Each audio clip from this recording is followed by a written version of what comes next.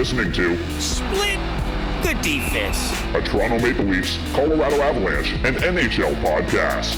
Hosted by Jordan Webster, Craig Pearce, and producer Ted Evans. Split the Defense Is presented by LaForest Electrical Contractors. Professional and efficient service since 2004. Serving the Kingston and surrounding areas. What up? Split the Defense hockey podcast.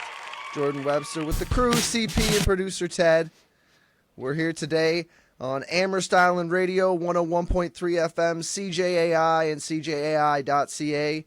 Welcoming listeners from the greater Kingston area as we broadcast from the Chumley's Kingston Tower of Power. So we are doing a little bit different now for our podcast and our shows.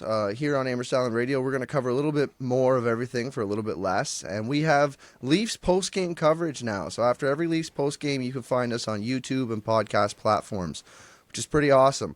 We do have a little bit of Leafs to talk about, though. Something we didn't cover last night so much, because, you know, you get in the heat of the moment after a loss, especially after a loss against a team that you really want to beat, like the Bruins. Deb, why don't you start us off with topics? Why don't you just get us into this? Yeah, let's start off with the first one we got here. Something happened with Nylander in OT. Blew a tire in OT. What happened there, CP? Well, I mean, it was a bit of a lazy play. Willie's in Sweden. I mean, he came off of such a high. Maybe we were kind of expecting that to be where he stayed at, but there has been a bit of a dip in mostly his effort, I feel like. And it just felt like a lazy play. Yeah, he might have stepped on the puck or something like that, but definitely it went down and kind of, the reason why game is over. Yeah. Is that how you saw it, Webby? I think a lot of it had to do too with if you look back, you can see an angle of Tavares, and when he gets to the line, he was already done for the game. He never skated back at all, and I kind of counted the seconds in between, like how long that would have taken. He totally had enough time to back check and stop that second play with Marchand. He totally had enough time to get there. And A, effort he didn't, and if B, he didn't think he was fast enough to do it, then why is he on 3-on-3 in overtime? I get he's a skilled hockey player, great 5-on-5 power play, understood. Maybe if he's not quick enough and he's not willing to back check like that, he's not supposed to be the guy for 3-on-3 overtime. That's just my whole point in this. Like, he had enough time. He had 100% had enough time to get back, and he didn't go for it. And because of that, the Leafs lost the game. And that's the Leafs captain. Like, what kind of message does that send to the rest of the team? Yeah, definitely. And like that, maybe he's been playing with Willie too much, because that's kind of, it seems like he potentially was trying to go for like the breakout on the next play if there potentially was a miss. And, and that's not what you want from like A centerman, but B, your captain. Right, like that's something for a winger to do. Yeah. I don't know. Maybe like I'm not a professional hockey player, and I've never even really played competitively. So like I don't know 3-on-3 too much, but like I think you should back check a little harder than that. Like you're all alone, man. It's not like you're standing with a guy and you're going, okay, well he's got a guy. I got the guy right 5 feet from him. There was nobody with him. Like the closest guy to him was 15 feet in front of him at the blue line. The other two guys were down. Like. That was not the position for him to be in. He should have been skating back, and he wasn't. So that sucked. Yeah. So we had an overtime loss. We've seen lots of overtime for the Leafs, and lots of change-ups happening in the lineup, obviously. Do you guys think the Leafs need to make a trade? I want to read this tweet from Kevin Papetti. It says, the Leafs have won Simon Benoit's 5v5 minutes by expected goals for in all 9 games. He's now at 63.3% expected goals for the season. 63.3. He said, and then he goes on, he says, I still don't know what to make of Connor Timmins, but he's now at 58.2 expected goals for in 30 games as a Leaf, not to mention 15 points. He said he looked rusty to start the season, but he hasn't been on for a goal against in 3 straight. So, yeah, back to the original question. Do the Leafs need to make a trade? Are these pieces that might fit into that? What's happening here, Webby? Well, we have a whole mock-up today that we're going to talk about of trades and guys that we could potentially trade for. And after hearing that, I'm like, well, I don't know. Are these guys any better than these guys are playing right now? Like, by the stats that we're measuring, is that really the problem? Especially when you get Liljegren back, maybe the defense is okay for this year. Like, I don't know unless you're gonna make a bigger shakeup, like Brody or like McCabe's gonna go, something like that, and then you're gonna have a bigger piece slot in there. I guess like adding a guy like maybe Tanev would be great, but like I don't know, these guys are playing good. Like a first line, if it's not a first line right D, I probably don't care at this point, because like at this point today, December the 3rd, when we're recording, I don't care. Now, that could all change. But Yeah. today, I'm like, well, if these guys are playing well, then whatever. Why would we trade? Yeah, I think if the Leafs have gotten a couple fortunate outcomes in the overtimes, and so I think that if we're seeing 3 straight losses now in all of those overtime games, I probably would think a little different. I think if everyone comes back healthy, they can make do, for probably the entire season.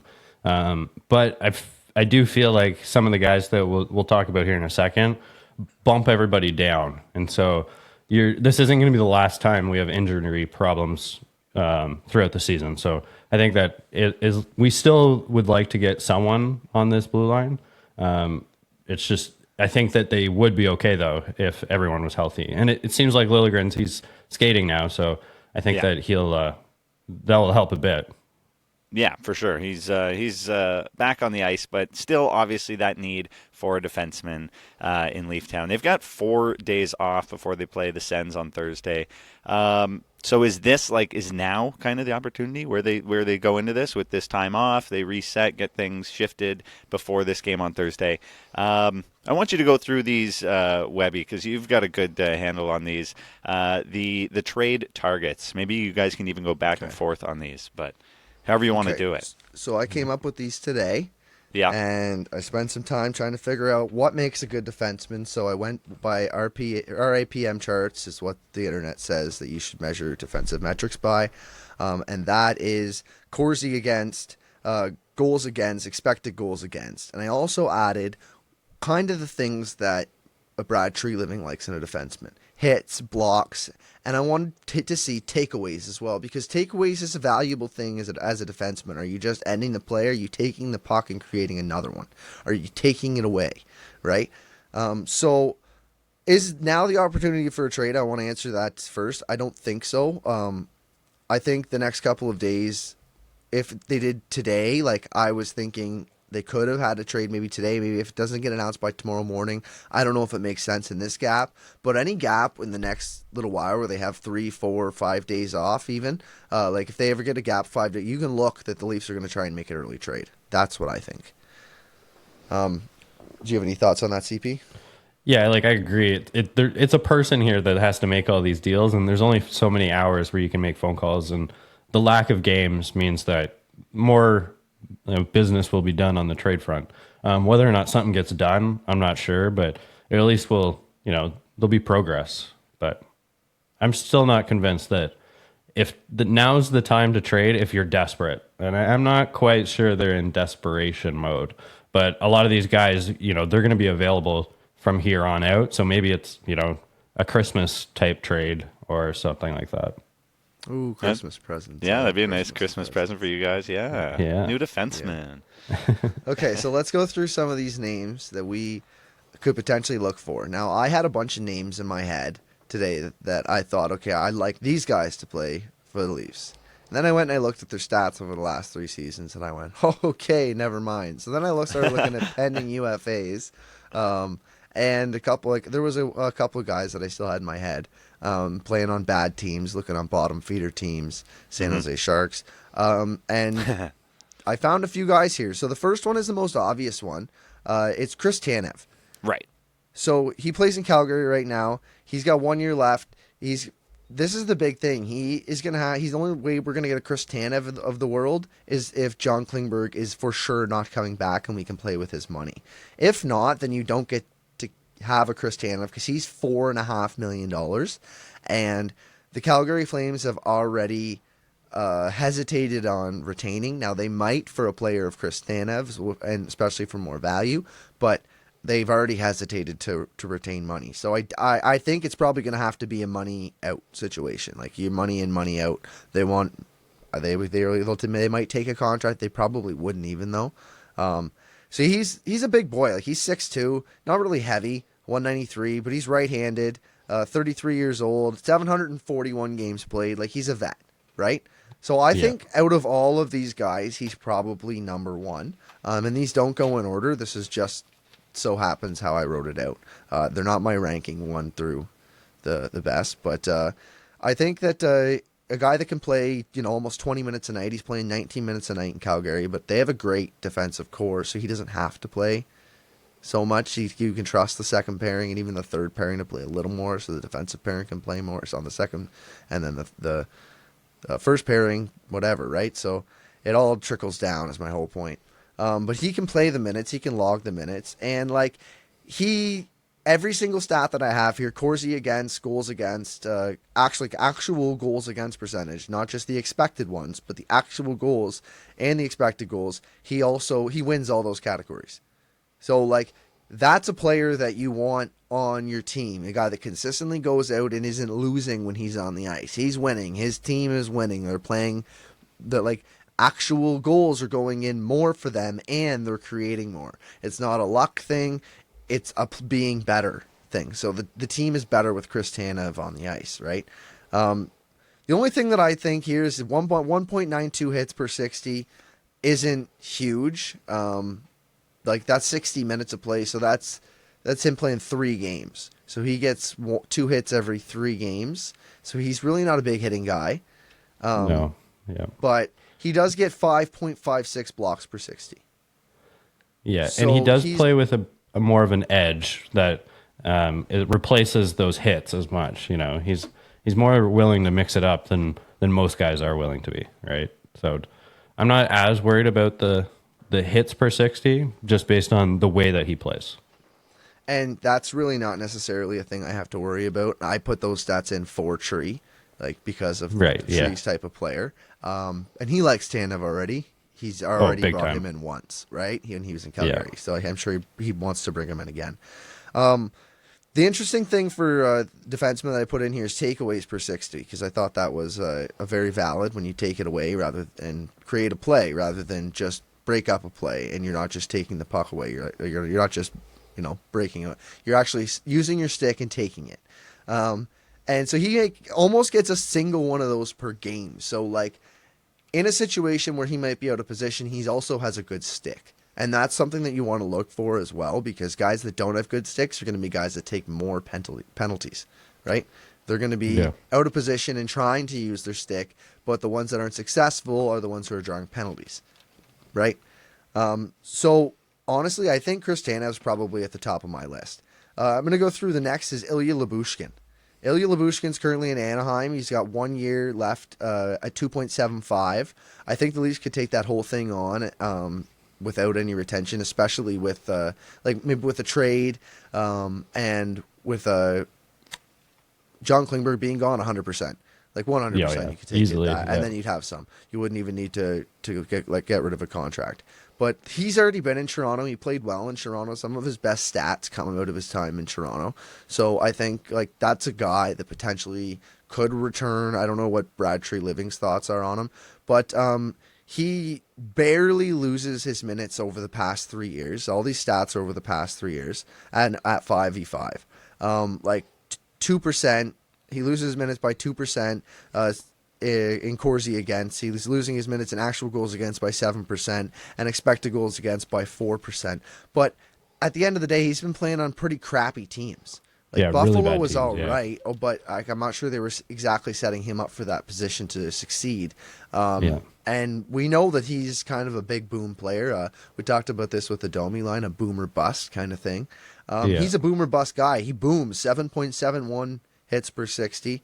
And 4.83 blocks per 60. So the guy, he hits, he blocks, and that's kind of where his value lies, I think, right? Is in the hits and the blocks and the things that he's actually tangibly going to do, not the intangibles and the breakouts in the offense and the clearing and the transition.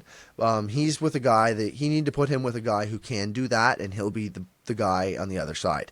right? If you have a guy who can move the puck well, who has good skill, then Lyubushkin can play with him on the other side.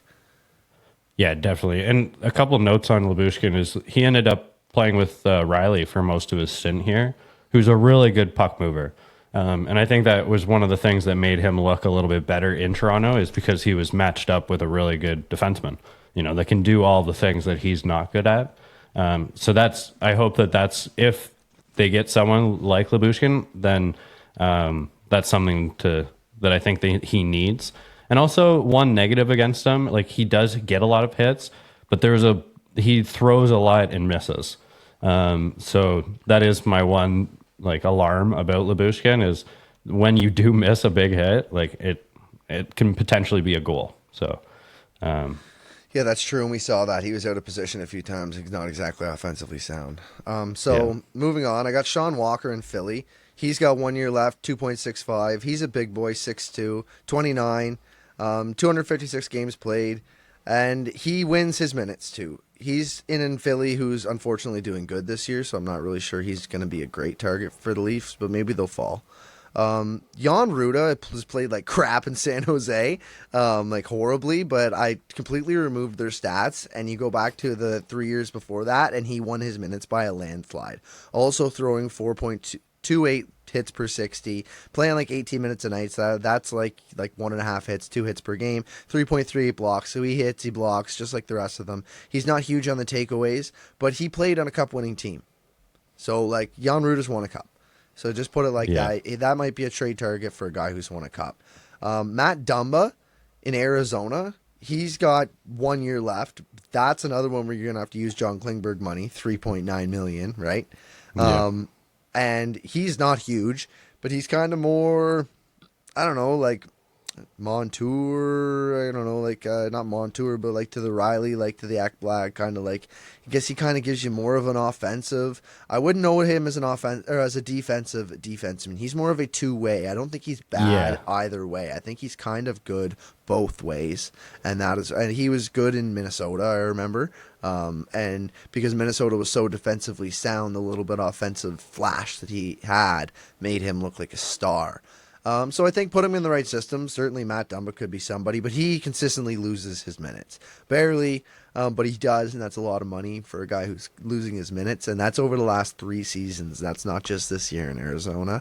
So that's just been kind of a trend of his career. He's never really won that time. And he's not a huge, like he's doing 4.27 hits per 60, 3.76 block per 60. He's blocked and hitting like the rest of them, right? He's not a big boom guy. He's not getting in the way of everything. He's not Mark Giordano or Chris Tanev, but he is a guy that will get in the way, and he will play defense, and he does know how to play defense. He's just got a little bit more of that upside, and I think that's why you pay $4 million for a player like Matt Dumba. I think, though, that he took a while for him to get off the free agent market this summer, and Arizona was just kind of the last team. So I think that he's not worth $3.9 million. I think a lot of teams think that.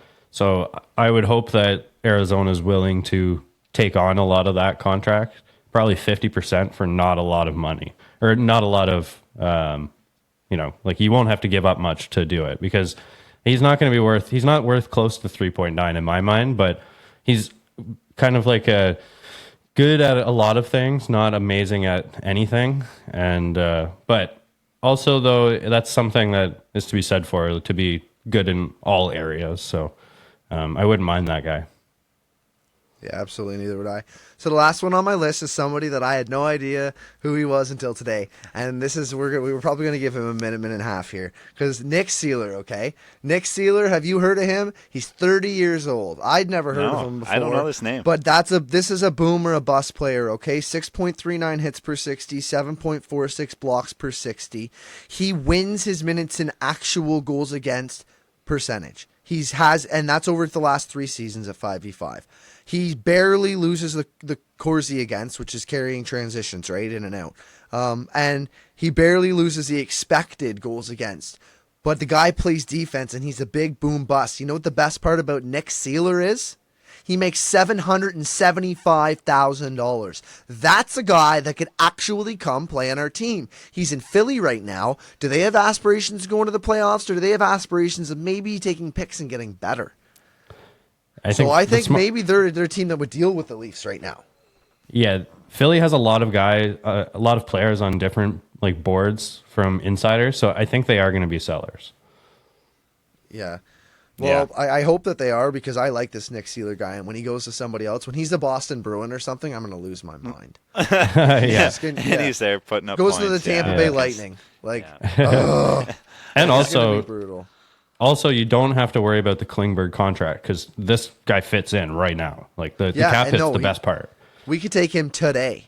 Yeah. Like, just take him today for a pick and just send somebody down and throw him in. Like, that's a perfect guy, and like that's great. So like, I mean, and he's a big physical guy, 6'3", 200 pounds, 30 years old. He's played 259 games, and he's averaging 17 minutes a night.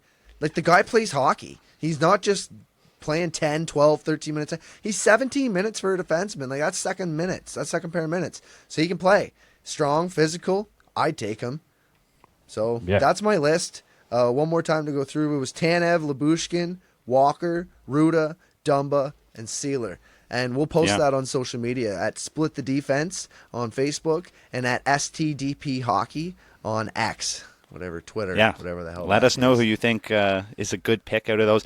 If the Leafs could get one of those guys or another one, if you think there's another defenseman out there the Leafs should get, let us know. We want to know. We want to talk about it on the show. Absolutely. All right. So from there, that's all that we have for the Leafs. So why don't we flip into North of the Blue Line, where we talk about the other 6 Canadian teams that are not quite as interesting to me as the Toronto Maple Leafs, but still interesting. So we will talk about them. All right. So let's talk about the Ottawa Senators. So Ottawa fans are pretty pissed. They were coming off a couple losses on home ice where they were outscored 10-3. They then followed that up with another 4-2 loss. And then they kind of turned it around. They had a 2-0 shutout win over the Kraken. Good. So it's been a while since we talked about them. We were talking about them at the beginning of the season because they played the Leafs, and then kind of forgot about them. But so this season, the record's 9-10. In their last 10, they're 5-5, and against the division, they're 3-4. This is where it gets pretty bad. Division. Yeah, it is a tough division, true. Power play percentage, 18. That's not high. No. And penalty kill percentage is 73, which is not high enough. That's bad. Yeah. Yeah. That's very bad. That's like 7% below average. Yeah. Yeah. I always look at it. 7 points below average. I always look at it. You want to have, like, if you don't have a great penalty kill, you better have a hop and power play to offset it. And they don't have either. Yeah. Yeah. Rough. That's bad, man. You expect the Ottawa fans have expected so much for so many years. Like the couple of years ago when they signed all those people, I was sitting on a golf course with my uncle going like, I think Ottawa might be good now. Yeah. And they've had so much expectations, and it just keeps being a letdown, man. Like big time. Yeah, I thought they'd be sneaky good this year, even not sneaky good, just on paper good and good. But I think we picked them to be sneaky good this year. Yeah, honestly. I think everyone had the same feelings last year too, right? And it was a bit of a letdown as well. But there was also all of the ownership stuff going on, you know? And that's kind of hard for, even though has nothing to do with the players, like it still affects them. Sure. It sucks that it affects the product on the ice. Yeah. Sucks that organization let it affect their product on the ice. Yeah. They shouldn't have. For sure. Poor move on them. Another issue that they're having is their save percentage from both goalies is under 900, which is kind of like a benchmark of being good at all. So, $5 million to Korpisalo. I thought it'd be so much better. I really did. Like, $5 million. Yeah, he doesn't look like the goalie I thought he'd be. For sure. And like he was playing on Columbus, right? So like everyone, it's hard to really judge when a goalie's on a bad team. It was like Darcy Kemper in Arizona. Everybody thought he was amazing forever, right? And then he leaves a bad team, and he's like just okay. Yeah. Right? Yeah. So. Yeah, I mean, Arizona was more defensively structured. There was that. Colorado was more scoring goals, high event, right? They didn't really need the goalie to do it either. But Arizona just scored so little because they defended so much that I think that was kind of it. But you do see that, and I want to make the point that Korpisalo wasn't just a backup that didn't get a chance. Korpisalo was a backup on a bad team. He had one good series against the Leafs. Yeah, Fair. that's true. Yeah. He was terrible. He wasn't great besides that. He made $5 million. Like, that was what a miss. I tweeted about that, and I was so right. I'm still so right now. Like, I hope for the sake of my Ottawa fan friends that this turns around for them, because it's just sad to watch. It's better for hockey when Canadian teams are good. Right, Agreed. boys? Like, we have Definitely. to agree with that. Like, I know as much as we want to hate the Canadians or the Sens or whatever, I'd rather hate the Bruins. I'd rather hate the Rangers, because Canadian teams being good helps Canada. And that's what we like to see. So, like, I don't want to hate on them so much, but, like, geez, what a mess. Hopefully they can turn it around with the new ownership and new GM and no more Dorian. Like, I don't know what's happening there. Yeah. The fans have gotten to a point where they're calling for the coach to be fired. Like, chants in the arena to fire DJ. The players had to come out and kind of make comments on all of it, right? Yeah, But that's awkward. yeah, They ownership never walked though. it back either. There's been no sorry DJ either. No, definitely Not not. like Lindy. Yeah. No sorry Lindy's. Yeah, right. No, yeah, and that was an interesting one because they became so great, right? But Yeah. I don't see the same path of Ottawa that New Jersey took. No, I don't see that. But yeah, I mean, it's tough to see, as you said, a Canadian team. And I got friends who are Sens fans, and we talked at the start of the season, same thing. I was like, man, I think your team's going to be good. And they were like, yeah. And now I just kind of avoid the subject. Yeah, Again, though, like, do you think a coaching change is what it is in Ottawa? Like, I don't know, maybe, like, of all times, I'm usually not the guy that's like, don't reward them with a coach, but, like, that might be the team where they just need, like, a leader, because that's the thing. Like, Brady Tkachuk's a leader, but, like, he's not, I don't know. I don't know how much he really, like, he's young, right? Like, when Brady Tkachuk's 30, 100% he can coach. They can have some scrub as a coach. But Brady Tkachuk's young right now, right? He doesn't know the world and the game and how it all works. They need a star of a coach, a guy who's been there and done it, maybe. I don't know, what are some names that are even out there to coach? Mike Babcock's available. Yeah, okay. All right. Oh my God. Yeah, I do agree though. What about Dean Evison, who just got fired from Minnesota? Yeah. Do you think he What could about- make sense? What? Yeah. Well, it could. What about Woodcroft? And Woodcroft, yeah, those are a couple of good coaches. Like, they Yeah. weren't bad coaches, right? So No, I I don't think- know. Either one of those guys could take over, and I think maybe like Woodcroft not as much. Woodcroft would kind of be like a little bit more of a DJ Smith kind of thing, but with a little bit more experience. I think a Dean Evison, who's a little older and been doing it for a while, might Yeah. be in a better position to take over a team like the Ottawa Senators. True. A little grouchy too. That might be what they need. True. Yeah. Yeah. I just want to point out here how kind of non-outstanding their points are. Yeah. So we have it here. Tim Stützle, who I think we all assumed was going to be their points leader, leading the way with 23. That's 5 goals, 18 assists. Yeah, Right? in 19 games. Yeah. 23 points in 19 games is okay. Like, it's good. I think we were expecting more goals than 5. I think the Holy- big thing here, Bigger though, pace. is the drop off from him to the next guy. You know? Yes, this is a big jump. Yeah. So we're dropping 6 points now to Brady Tkachuk and Claude Giroux, who are both tied with 17.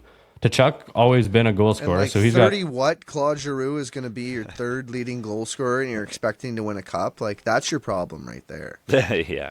got right. Yeah. Yeah, there should be a lot of names above him. Not that Claude Giroux is not great, but yeah, your team shouldn't have him in the Clearly top 3 great. scoring. He's clearly great, but like that should be like that's John Tavares numbers, and we have 3 guys that are better than John Tavares. Yeah. Right. Their fourth Right? is Matthew Joseph. You know? Like, Right. Yeah. Oh, It- like I it's- mean that's where, and he plays fourth line sometimes. Right. Yep. So Like- there's a lot of guys that they thought that were going to be point per game type players that just aren't, you know? And even Some like has been injury, Tarasenko. but yeah, Tarasenko. He's always been overrated in my mind. Tarasenko has been. So I think that he's also on the decline. So Won a cup though. Yeah, I Yeah, thought he'd have a little definitely. more impact, even just with that experience and all that, But yeah, Once you know what to do it, you know what to do it. It's kind of like unlocking a skill. You're like, that's how you do that. yeah, And then you can kind of see when you're doing it and when you're not and how to do it. You can't control everybody, but it does help to have that voice in the room.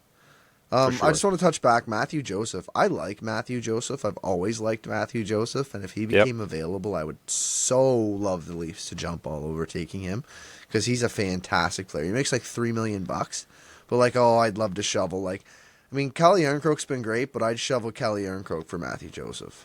Sure, yeah. yeah. Well, based on those points, definitely. Yeah, he's a fun player. Yeah. So let's move on to Montreal. Yeah. So Montembeault got an extension in Montreal. Their goaltender, backup goaltender actually, 3 years, 3.15 per year. Woo. So what's that mean for Jake Allen? Oilers? Oilers? Yeah. Maybe, eh? Like, I don't know. Like, who's gonna say that he's got to be out the door, right? Like, I mean, if you're Yeah. gonna sign Montembeault to 3 years, unless That's the they're gonna full run Monty. with two goalies, because like Jake's not making that much money. What does he make? $4 million a year? Like, he doesn't make much. What's this Jake Allen's contract?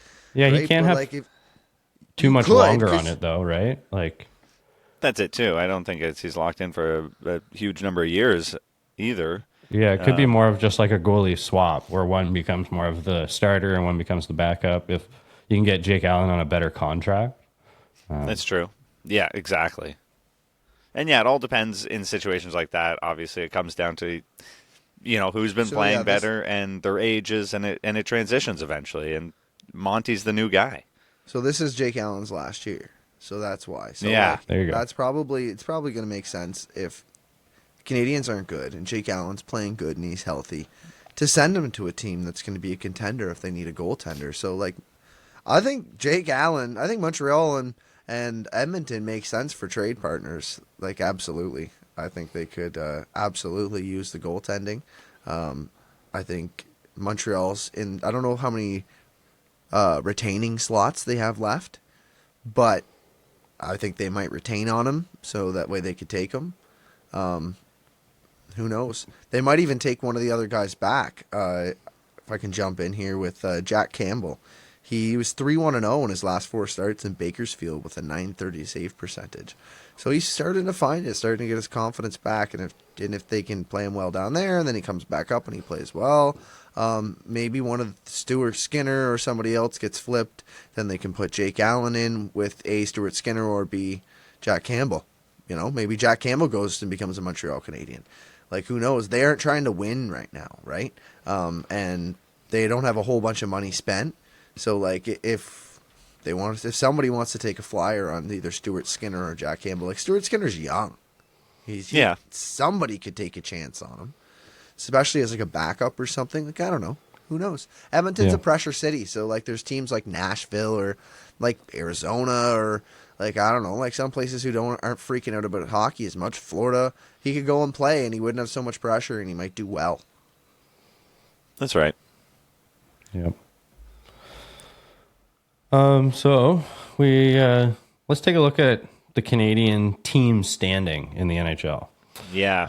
Yeah. So up at the top in 4th place throughout the entire league is Vancouver Canucks. Still up there. Yeah. Still haven't been quite like they were at the beginning, but still a good team. So Yeah. I don't predict them falling off too much. Then we got 15-7-1. Winnipeg. Yeah. Winnipeg sitting in 9th place. I think surprising most people. Yeah, I think that a lot of people, even if you follow hockey, that would surprise you. Like, it's a pretty undercovered team, right? Yeah. Yeah. Yeah. They're doing well, surprisingly well. If everybody says, what's the one story that nobody's talking about right now, it's always like that Winnipeg is really good. Like, they're Yeah. just deep. They don't have a whole bunch of like super firepower, but they're just deep. They have a bunch of good lines. Like, that line's pretty good. That line's pretty good. That line's pretty good. They have enough scoring talent throughout the lineup between Kyle Connor, Mark Scheifele, and the such. Nick Ehlers not so much this season. Dumped him in fantasy, but. Winnipeg Jets, like they got, like Gabe Velarde who's hurt, but Alex Iafallo, who's been a nice touch there, right? He's been a great ad for them. And then they got a fourth line center in Kupari, Rasmus Kupari in that deal as well. They got a truckload for PLD, right? Yeah, they really did. I don't know, like maybe that helps, but I don't know how sustainable it is. But like I said, it's good for Canada, so it's nice to see them in the upper echelons of the league too. Even though I hate Winnipeg of all Canadian teams. Yeah, a little bit low-key rival with the Leafs. Who's our next team that they're just only 2 positions back in 11th? Not bad. Yep. Bit of a drop-off after that point. And then we got Montreal 21st, Calgary 24th, Edmonton 28th, Yikes. and Ottawa 29th. Wow. So, what is more like? This is my question for you guys. What is more likely? The Canadiens make the playoffs or Calgary makes the playoffs? Ooh. I'd have to go with the Canadians. Not just because they're like, they're 1 point ahead of Calgary right now. So it's not like I'm just choosing them because they're ahead. But I think they put things together quicker than Calgary does. And Calgary goes more for which I know that it's a weird situation in Calgary, and I don't know if it gets figured out. Yeah. Yeah, I think that it's perfect that you're going to say that because I think it's Calgary. The East is going to be really stacked. It's going to be hard to make it in the East.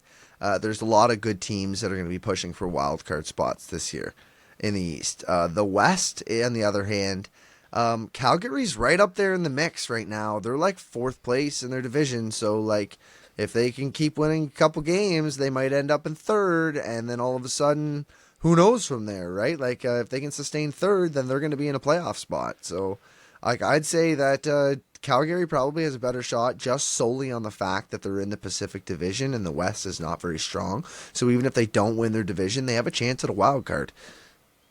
Yeah. That's a fair point. There might be a 15-point difference between lowest place in the East and lowest place in the West. Definitely. So that's a massive, massive difference. I think Calgary definitely has a better shot than Montreal. Yeah, I'm going to go off the board and neither make it because they're both going to be at the bottom. Chance, you think the Oilers make it? Yeah, I do.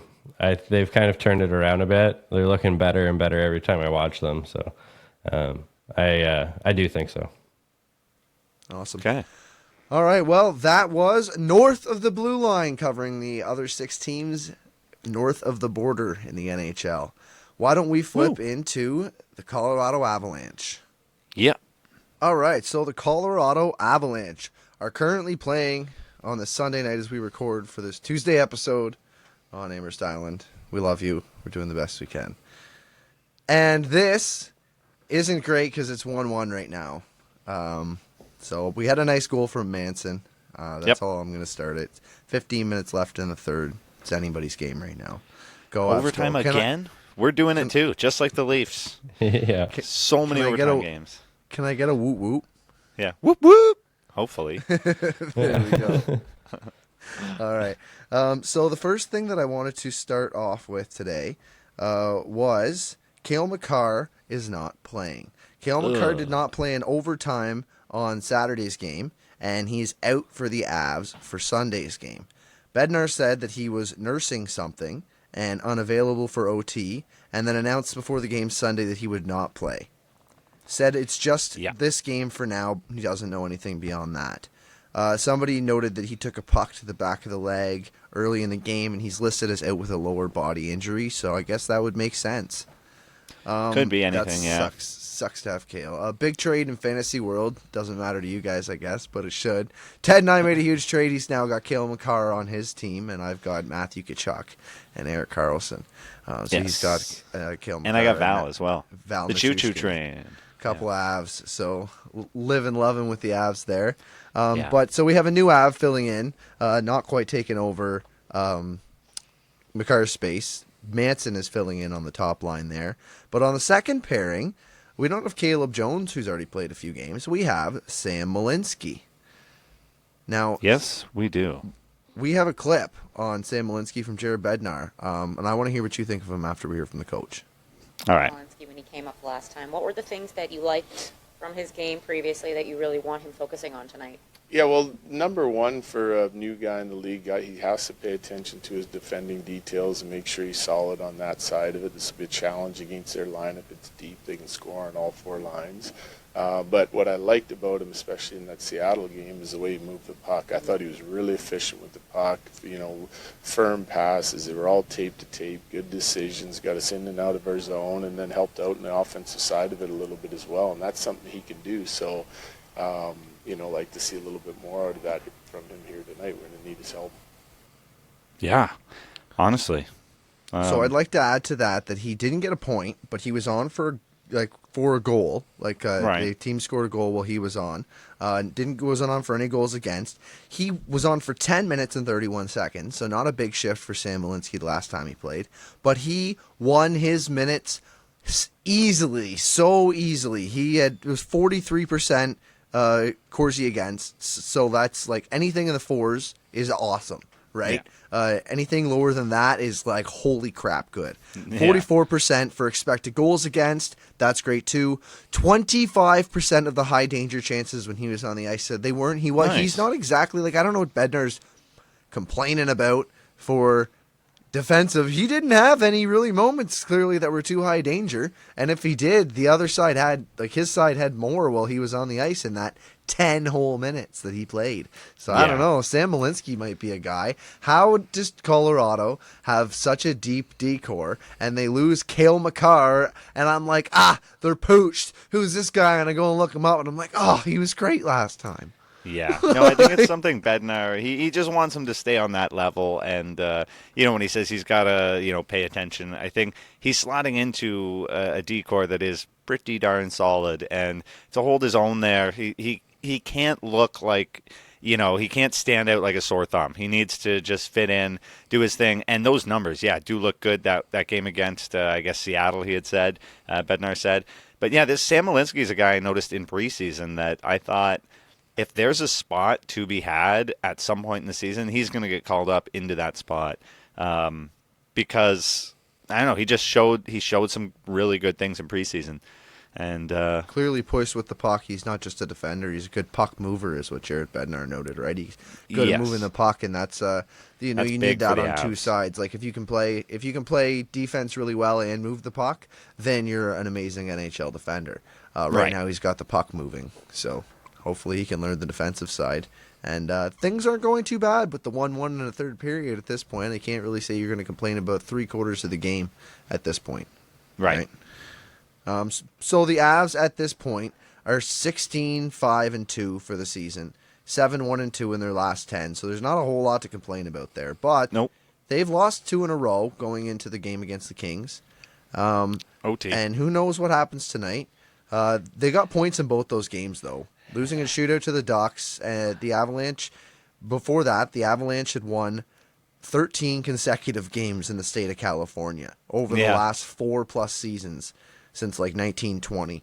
The Avs are 22-5-0 in California, going 8-2-0 in LA, and 7-2-0 in San Jose, 7-1-0 in Anaheim. Just murderers row when they go through. They're just oh no. They might as well be called the Hurricanes because they just come through. I guess it is an avalanche. They are not prepared for the snow when the snow comes through California. Yeah.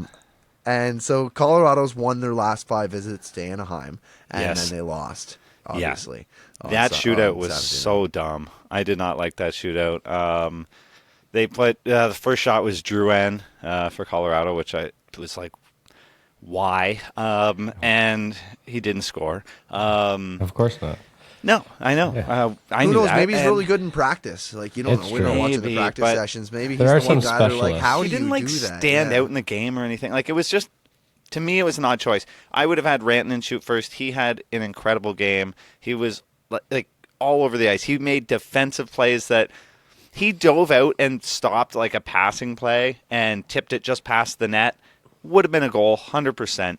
and he made that play, and I was trying to see the number of who it was because I thought, which defenseman is that made that great defensive play? And it was Rantanen back on the play, making such a great defensive play. And so, yeah, I know. Yeah, I would have liked to seen him start off the shootout and get things fired up. And Nate didn't score. Nate did a weird little move. He came in. I was like, okay, here we go. Nate will score. He came in just like a little shot, and he must have seen like a 5-hole open or something and tried for that, and nothing. Gibson shut her down. Yeah. That is a popular move that Austin Matthews likes to use that move too. So yeah, it does look silly though when you miss it. It's yeah, just like, you're just shooting at the pads. It was just a little weak, little like boop. Yeah, when it works, it looks.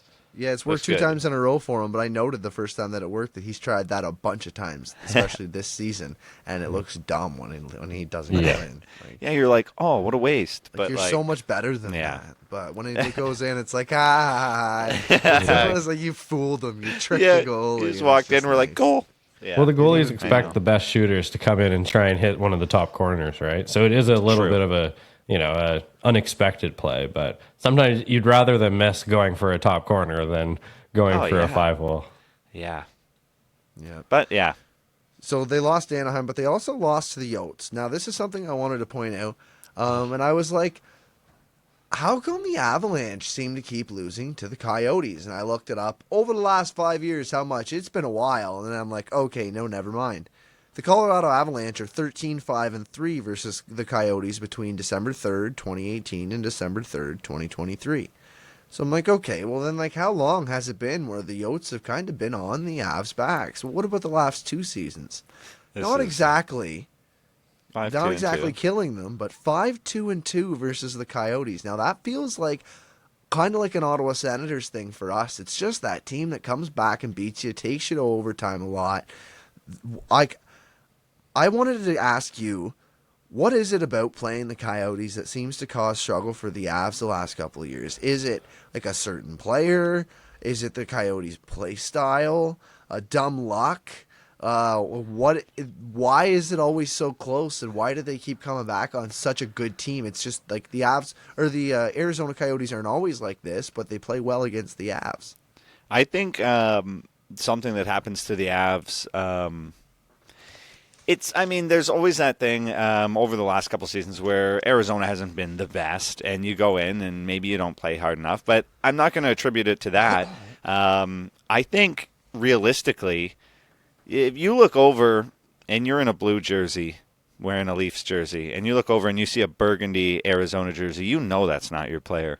When you're wearing a burgundy Avs jersey and you look over and you see a white and burgundy Arizona jersey, there's a spark in your mind that's like, that might be our guy. I think the closeness in the colors, I'm going to bring that up, that factors in. Some passes get flubbed because they're like, crap, pass it to the Cale wrong McCarr guy. scored on our own net in overtime. That's how they won. He forgot which scored way on he our was own going. net. He's like, oh, that's the Arizona goalie. Oh, no, wait. Oh, that's Georgie. yeah. No, but honestly, yeah, I think it's just a little bit of dumb luck, really, honestly. And if it comes down to that jersey thing, that would be dumb luck too, I think. Just little stupid things that happen. Do you notice that the team plays any softer against the not softer because obviously there's fights against the Arizona Coyotes, and namely Nate McKinnon got in one last year. Yeah. But do you find they like chill for that game a little more, maybe take it too easy, or is it kind of like where the Senators, they really stepped their game up against the Leafs, and they honestly just like look like the better team for a lot of the game because the Colorado Avalanche are better. The same way that I'm attributing this Leafs to the Sens thing is that the records show that the better team wins. But what side do you think it is? Do you think it's the Avs taking it too easy, or do you think it's that the Arizona Coyotes want to beat the Colorado Avalanche? I think it's the latter. Yeah, I think the Arizona plays a little harder when the Avs are in town or when they're in Denver. Just because. It's probably a bit of a benchmark, and maybe too where Kemper went. Maybe they were like, "Hey, you took our goalie," and then went and won a cup with them. And now every time they come back, they want to do something good against that team. I don't know. I think it's the same thing with Vegas this year. That every team that plays Vegas, they're kind of like matching themselves up to be like, okay, like they're like this. It's Like, a if we can beat copycat them, league, right? So yeah. So and then they come and bring their best game for the similar to playing the Leafs because everyone like a lot of players are from here, and so they want to put on their best performance. So as soon as you win a cup, like everyone's got their eye on you. That's it. Yeah. Fair enough. So the Avs have had some serious bottom six contribution. In Yeah. nearly 17 minutes of penalty kill time, Joel Kiviranta hasn't been on the ice for a goal against. Now, this guy started the year with an AHL deal, and I remember being like, I thought he was an NHL player, but yeah, he is. He's an NHL player. In I love 26 him. minutes, Miles Wood has only been on for one as well, and we already loved Miles Wood. Like, Yes. I Yeah. personally loved Miles Wood. I thought like that was the guy that you take in to build that next third line. Yeah, Right? Like I that's the agree. third line that you're looking for. Yeah. But both those guys has only been like he's been on for one, and Kiviranta hasn't been on at all. But It's unreal. Miles also has a shorthanded goal. Yeah. Yeah. So- That that's right. offsets So- the other one. Exactly. so, That offsets it, sets it out, right? Yeah. And man, Kiviranta has been like that fourth line. I'm looking at that now. These days, thinking there's two names that were not on that fourth line last year, Kiviranta and Golofsson, and it looks great. Like I love that. Them playing with Cogs is sick.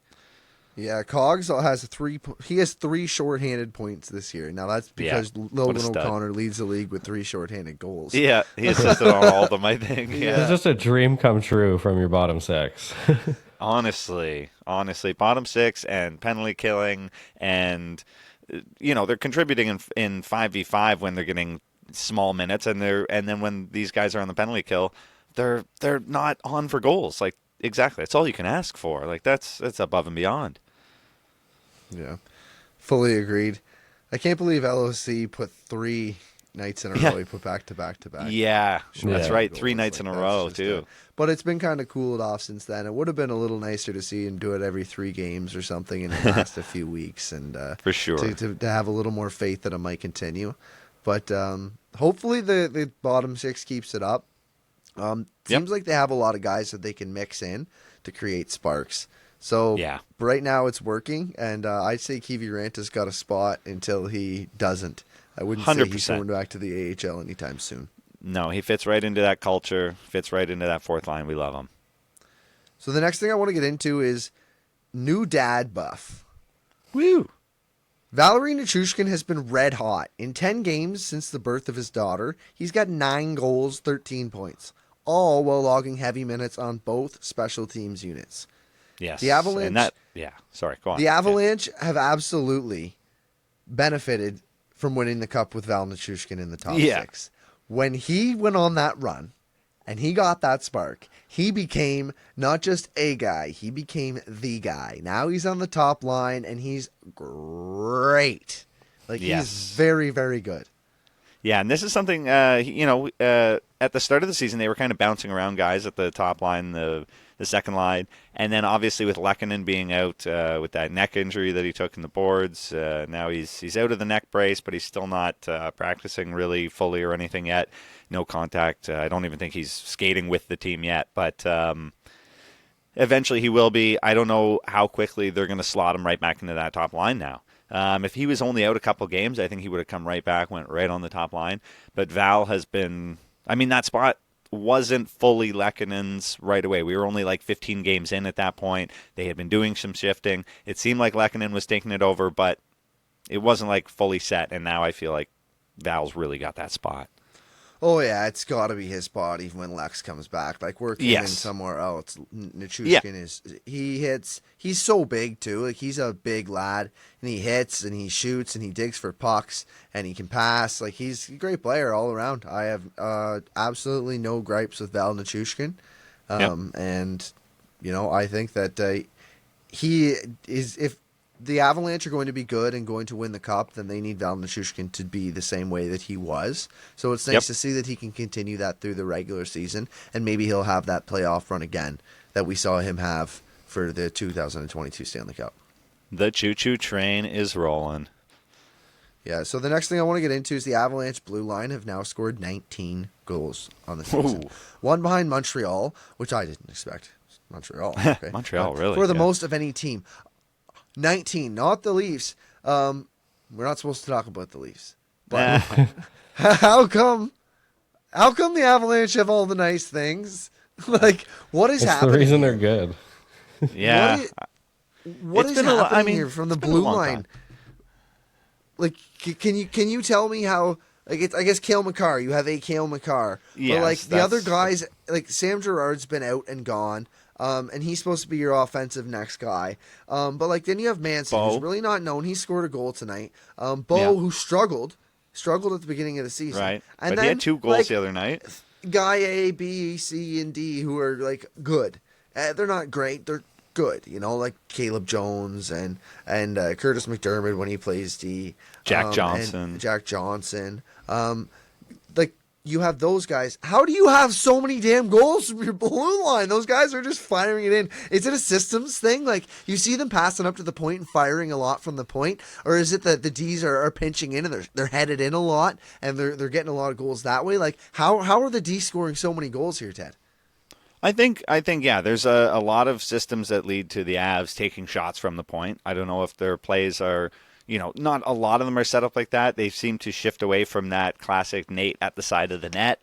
It still happens every now and then, but yeah, a lot of it's back to Cale or whoever's kind of, like up there on the blue line.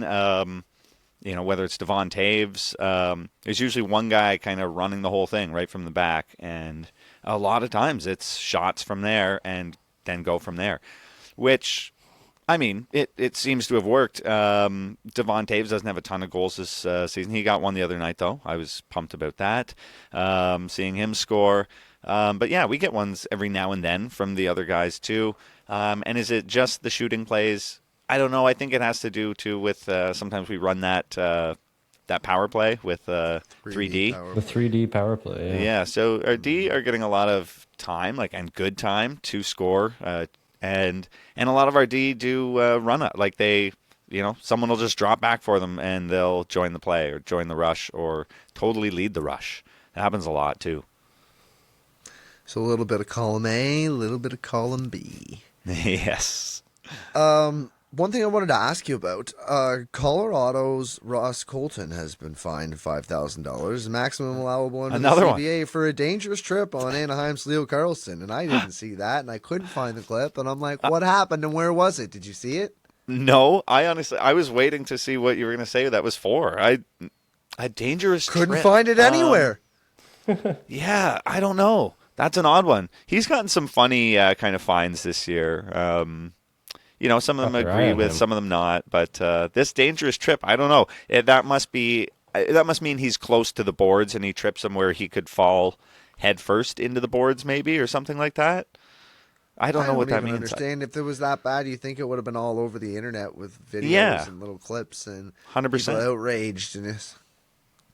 All right. Yeah. Well, Apparently it they're didn't even cracking upset the down, Anaheim man. fans. The NHL is cracking down this year. I swear to God, they are Yep. coming down hard with the hammer, and they're just taking everybody out. They're just going to give fines for the littlest crap, and they're going to suspend anything that's minorly suspendable. But guys are going to go. See you later. See you later. Except for Jacob Trouba, because he can do whatever he wants. If you want to just acknowledge that for a minute, he Truculence. tomahawk somebody over the head with a stick, and he's just like, $5,000 fine. Yeah, you got to find. Yeah, no. But if we're out of assault. we're out of Avs topics, I think we have about 3 or 4 minutes we could still fill here. The Trouba thing that happened the other day, Steve Dangle in his tweet, he says, if you look at it from one angle, he hit him over the head with a stick. If you look at it from the other angle, though, he hit him over the head with a stick. It's the same damn thing. And no, I'm like, how? How? Because somebody looked at that, and they're not that stupid. It doesn't just happen like that. I'm like, how does he literally? Because it looked like he just smashed him over the head with a stick. Smash! And then you see what happened is he pulled his stick back, but he was pulling his stick down, right? He was pulling his stick down away from them, and then he let go, so that it went boom and hit him in the head. And he's You know what I mean? Like, and you can see Truma's reaction to the time too, like, oh well, like, Oh, you know, God. it's like he didn't really flinch or anything. It was kind of like his eyes open, like, oh well, you know what I mean? Yeah. Like, fuck, like whatever. Like, what are you gonna do? But like, he didn't just whack him with a tomahawk. If you look at it from the one angle, he was clearly like wrestling with the stick and like, you know, cross-checking, and then he went to pull his stick back, and it went woof, and all of the pressure went away. Bang! And it's like, oops. Yeah. Knocked him I think on he's top of also the head. trying to like turn his body to get in front of the like to get better position as he's battling. So a little bit of accidental and a little bit of, I mean, he was like, it was his stick. So it's funny how Steve can frame the tweet that way, as, you know, if he definitely hit him with a stick, and it's like, yeah, but there's circumstances here. There's circumstances. Yeah. Awesome. So anyways, I think that's good. That's a wrap up.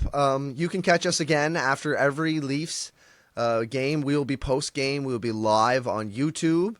So come check us out there. You can find those videos after, anytime, the day after, the evening after, whatever you want to check us out. And we'll be back every Monday. We'll release episodes, and every Tuesday on Amherst Island Radio. You can listen to us at 101.3 FM, CJAI, CJAI.CA, all of those radio apps. And thank you, everybody listening in Kingston, broadcasting here from the Chumleys Kingston Tower of Power. We are out. Peace. Peace. Peace.